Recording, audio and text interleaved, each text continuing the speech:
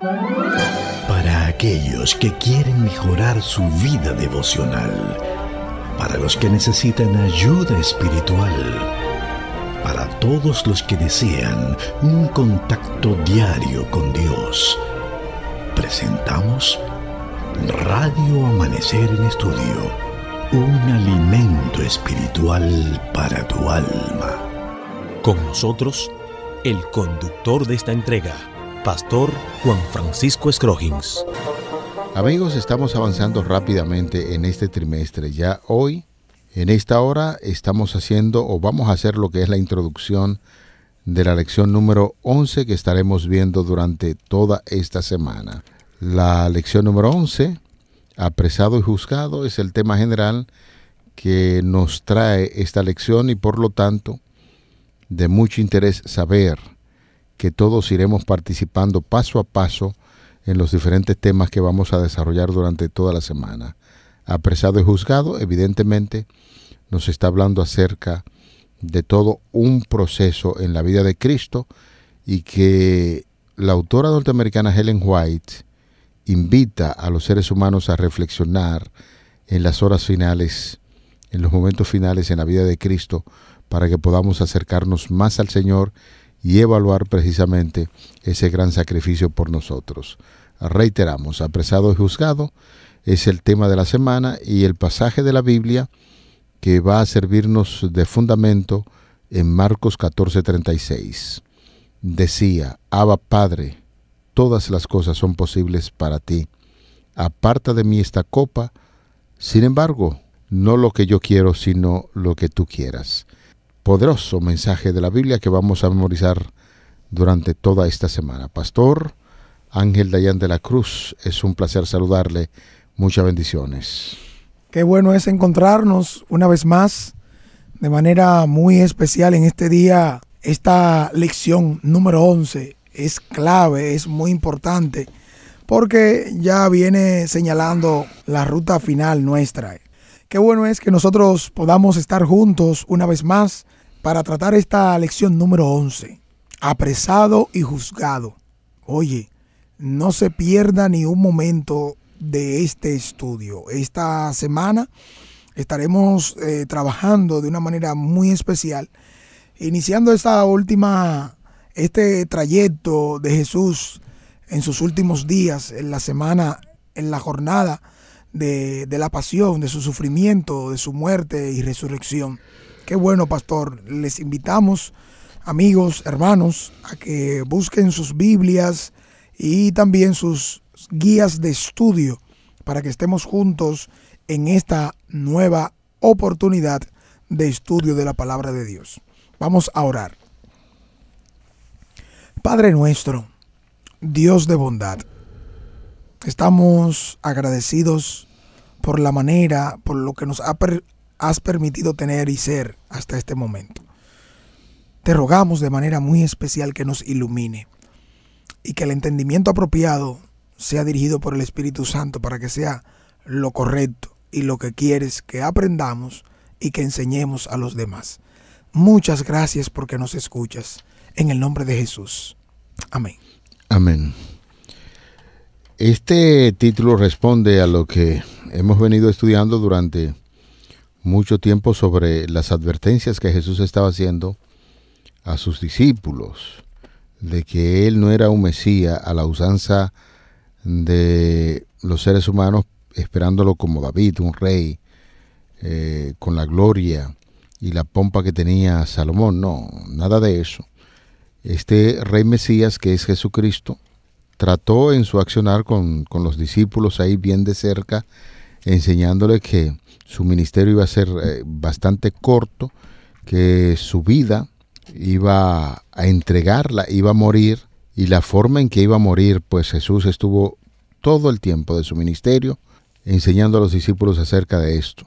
Y hablamos acerca de fases del ministerio de Cristo, donde empieza a pregonar el reino, después vienen los milagros, y después de los milagros entonces se está preparando a los discípulos para decirle que su hora llegaría rápidamente, donde iba a entregar su vida por los seres humanos y de la forma en que lo iba a hacer, y entonces ya en estos capítulos del 14 al 16 del Evangelio de Marcos son conocidos como el relato de la pasión, porque describen lo que es el sufrimiento, la muerte y la resurrección de nuestro Señor Jesucristo. Por eso, Pastor Machuca, estamos refrescando una idea de Elena de White, donde dice que es muy beneficioso para uno crecer espiritualmente, reflexionar diariamente en las horas finales o en los días finales de nuestro Señor Jesucristo, para hablar acerca de su muerte, de la pasión de Cristo, la muerte, la resurrección, todo eso que engloba lo que Jesús tuvo que pasar por nosotros.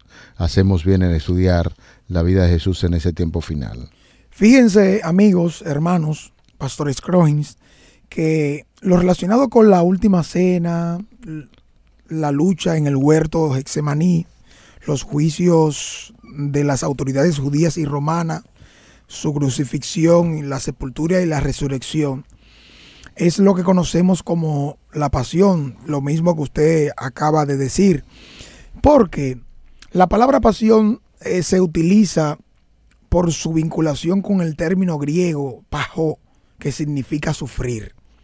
Y como todo esto que estamos viendo en los capítulos 14 hasta el 16 de Marcos, reconocidos con esa terminología, nos ocuparemos específicamente en este estudio en los acontecimientos que se describen en el capítulo 14. Noten ustedes que el evangelista Marcos utiliza un estilo sencillo y a la vez directo. Parece transportar de una manera especial a los lectores a la escena y también a ser los testigos de los hechos que él mismo estuvo narrando.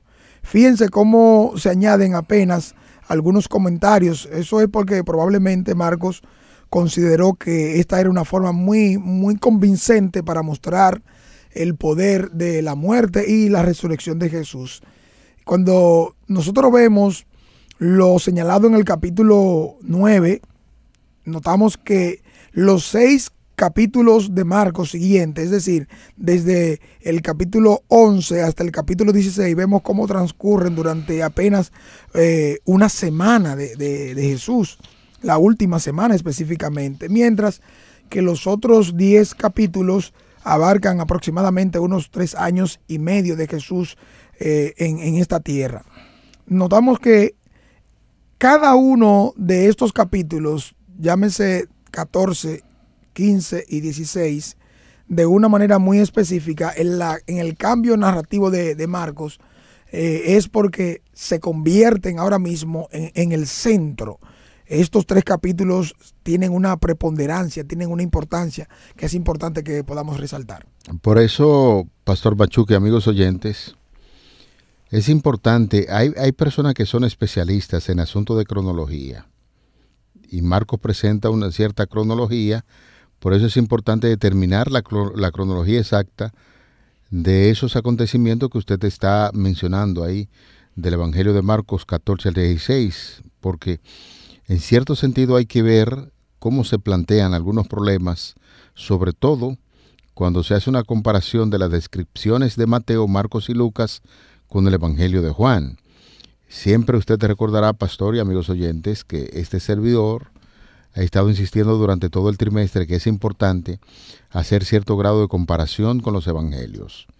Ahí puntualizan lo que es la forma particular del escritor, de cómo lo presenta cuando el Espíritu Santo le impresiona en la mente sobre estos hechos, y además usted se dará cuenta de que no hay ningún tipo de contradicción, sino que se complementan.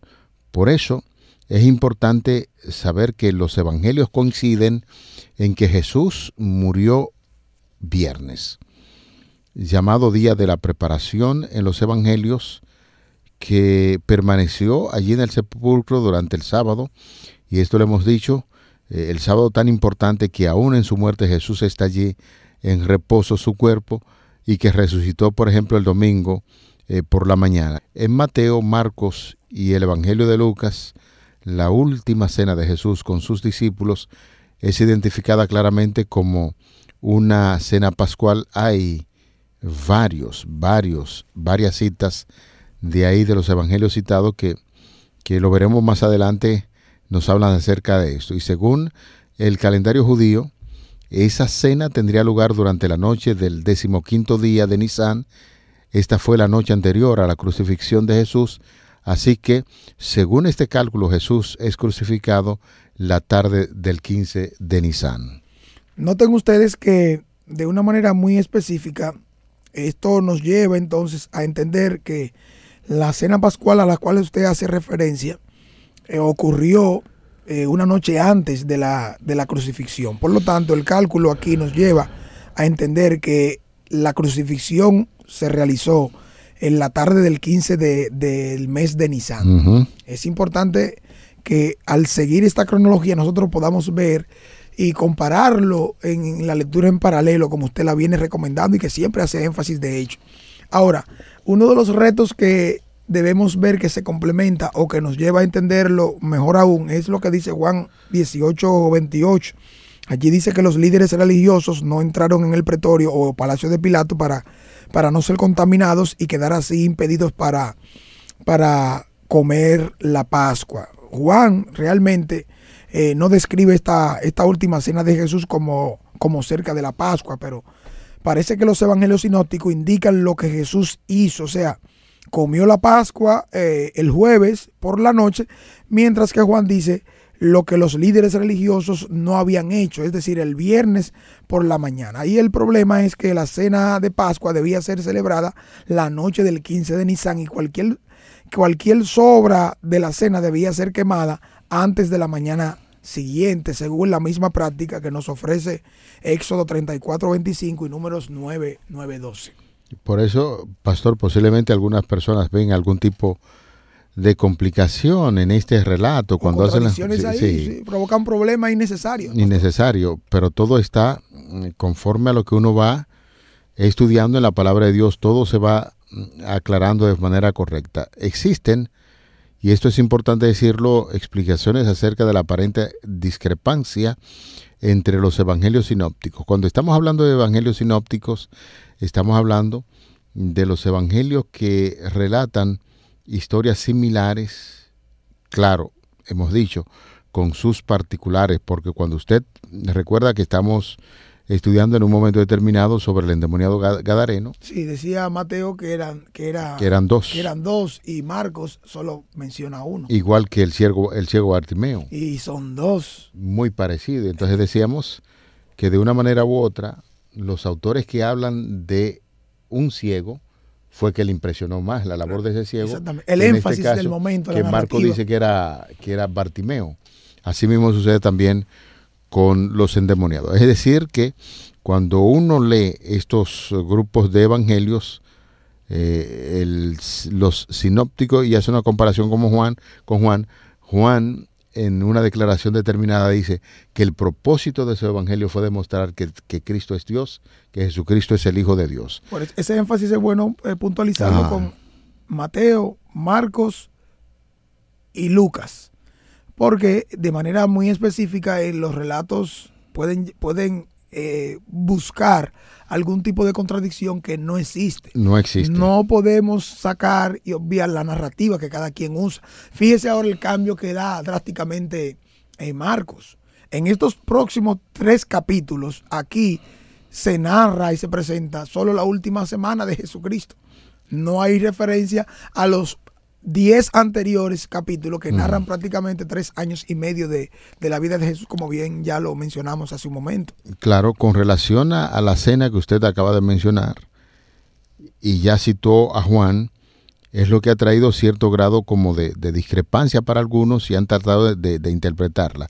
Podría ser que Jesús celebró una cena de Pascua ya anticipada, que diferentes grupos comieron la Pascua en diferentes momentos, o que Jesús estaba instituyendo una nueva Pascua con la cena del Señor. Cualquiera de esas soluciones resuelve la aparente discrepancia y sin embargo las cuestiones, las preguntas implícitas aquí son complejas, y el comentario bíblico adventista del séptimo día, que es que en muchas ocasiones nosotros utilizamos, contiene hay un excelente artículo de la cronología de la vida de Jesús, y nosotros quisiéramos recomendar precisamente el comentario adventista, el tomo 5, que hace una brillante descripción acerca de esa discrepancia o contradicción aparente, porque no hay una contradicción, sino más bien que en cierto grado van explicando los autores desde una óptica diferente. Fíjense que es bueno que entendamos la terminología empleada para referirse a lo mismo. Todo dependerá del énfasis. Por ejemplo, cuando hablamos de Cena del Señor o hablamos de Santa Cena, o nos referimos a servicio de comunión, o escuchamos una palabra lejos de las prácticas que quizás tenemos como iglesia, una palabra que no es común en nuestro medio, pero sí hace referencia a otra cosa por la interpretación que se da después de una fecha. Me refiero a la palabra Eucaristía. Ahora bien, el término Santa Cena, ¿por qué? Fíjese que los dirigentes rehusaron entrar al pretorio o palacio de Pilato para no ser contaminado. Lo que significa Santa Cena es porque era una ocasión sagrada, delineada y dada y establecida por Dios para los fines del lugar, en los cuales había una purificación muy previa de todos los elementos, la vestimenta, la casa, la iglesia, todos los elementos rituales se ponían en práctica allí, y cualquiera de los sacerdotes o dirigentes que no observara plenamente esto, entonces podría cometer algún tipo de error y quedar fuera de ella. Fíjese que la Pascua mira hacia atrás, hacia la liberación del pueblo de Dios de la esclavitud de Egipto. Por eso la participación del pan chato, ácimo, la participación del vino o el mosto de la uva le va a llevar a usted a entender que esa es una ocasión sagrada establecida por Dios, que es en el Antiguo Testamento con Moisés. Ahora bien, la cena del Señor no te proyecta hacia atrás, sino que te levanta y te proyecta hacia el futuro. Porque el Señor Jesucristo lo que está tomando es los elementos evidentes que nos ofrecen la Pascua y está estableciendo su cena. Cena del Señor. ¿De qué Señor? ¿El señor Gómez? ¿El señor Scroggin? No.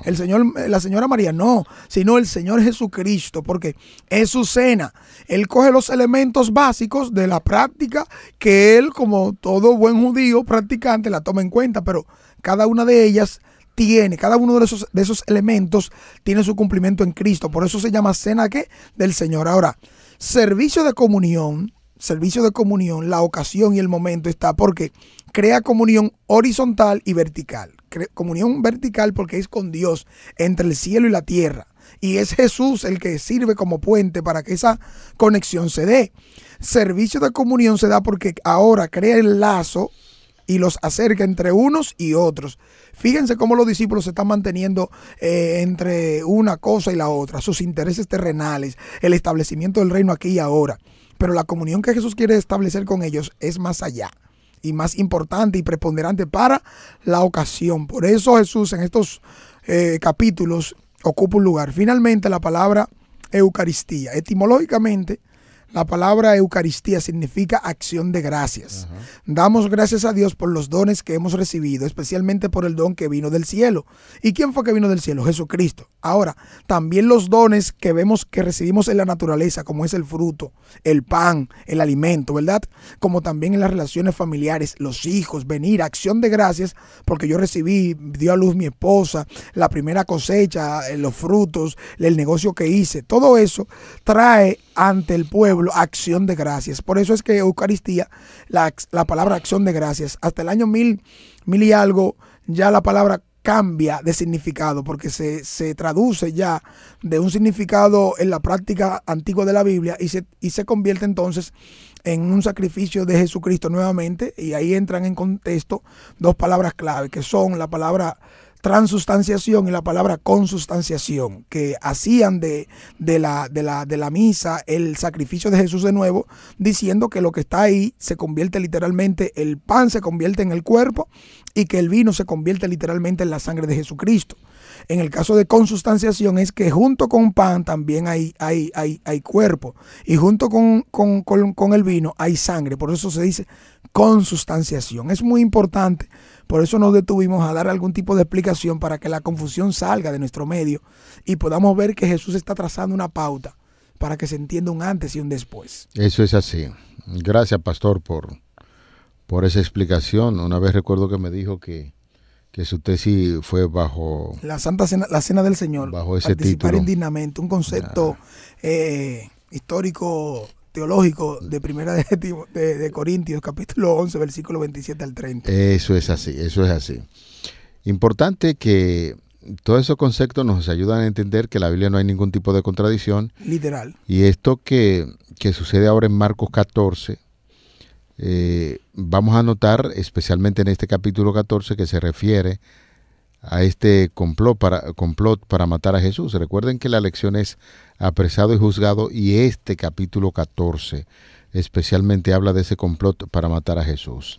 Es importante decir, amigos oyentes, pastor, que el Evangelio de Marcos informa explícitamente que este plan se venía gestando desde hace algún tiempo, dado que los principales sacerdotes y los escribas procuraban prender a Jesús por engaño y darle muerte. Es decir, que no es un misterio para nadie lo que hemos venido dando seguimiento a los estudios realizados durante todo este trimestre, y ya lo estamos afirmando al principio en la introducción, de que nuestro Señor Jesucristo, por causa del Evangelio, tanto los escribas, los fariseos, los sacerdotes, viendo que su popularidad pues estaba menguando, hicieron planes para matar a Jesús. De esta manera, el deseo de los enemigos de Cristo de darle muerte empezó, señores, a adquirir ahora su siniestra forma, porque ya estaremos hablando de esos capítulos finales de la vida de Jesús. Marcos 14 narra esos acontecimientos de la traición de Judas y su condena por parte de los líderes religiosos, y los temas que estaremos viendo en esta lección, bueno, están como estructurados en tres grandes de ellos. Sí, tres grandes grupos. Sí, tiene que ver con la unción de Jesús con un perfume costoso. El abandono de Jesús por parte de Pedro también, la negación. Claro.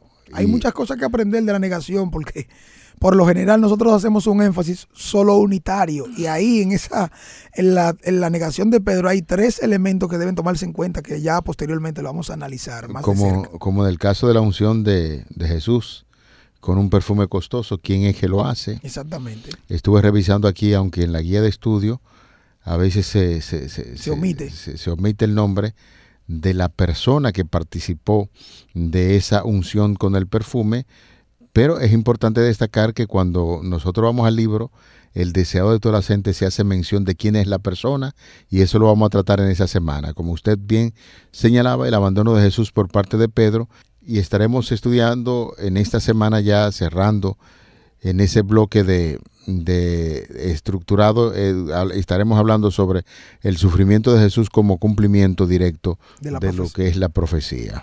O sea, el plato es fuerte, no es cualquier cosa la que estaremos viendo. Las actitudes de Jesús como Salvador, que son descritas muy claramente en esos primeros 11 versículos, y luego ver el desglose, cómo el impetuoso Pedro sigue al maestro de cerca y de lejos, después de haber dicho junto a los discípulos.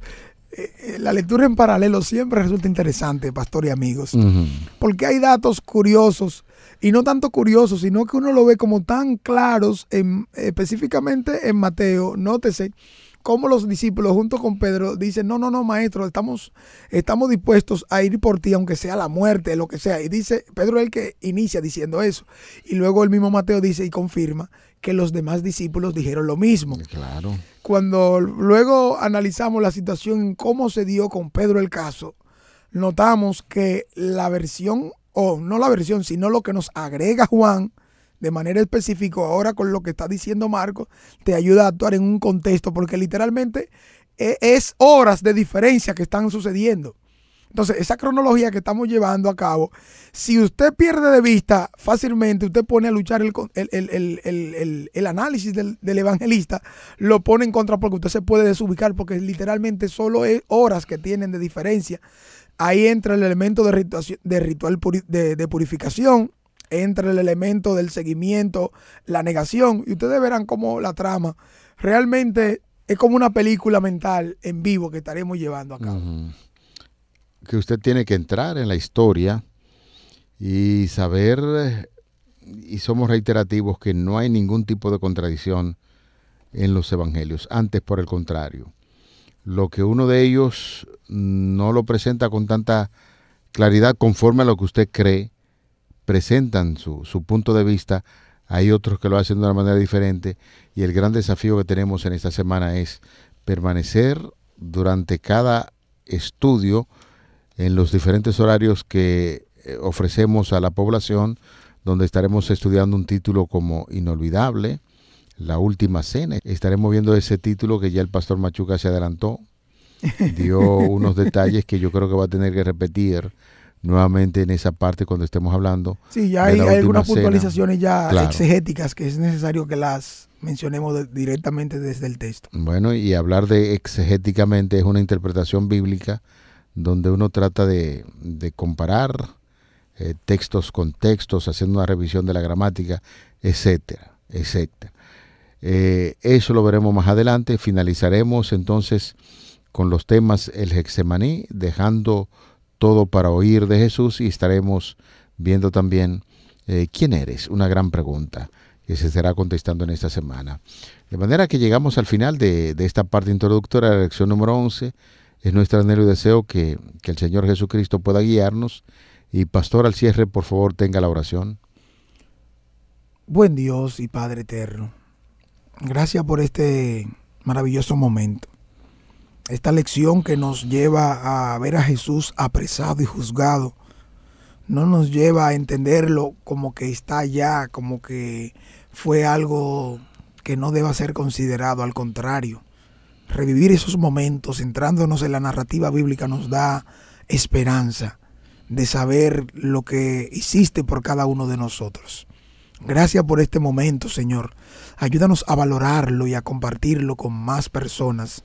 Donde quiera estemos, no importa con quién nos encontremos, ayúdanos a exaltarte, a glorificarte con nuestras decisiones, ratificando un pacto contigo y siguiéndote desde ahora y por la eternidad. Gracias por este momento. Te pedimos que nos dirijas, que nos dé la sabiduría necesaria para que esta semana podamos entender, enseñar y poner por obra lo que tu palabra nos dice.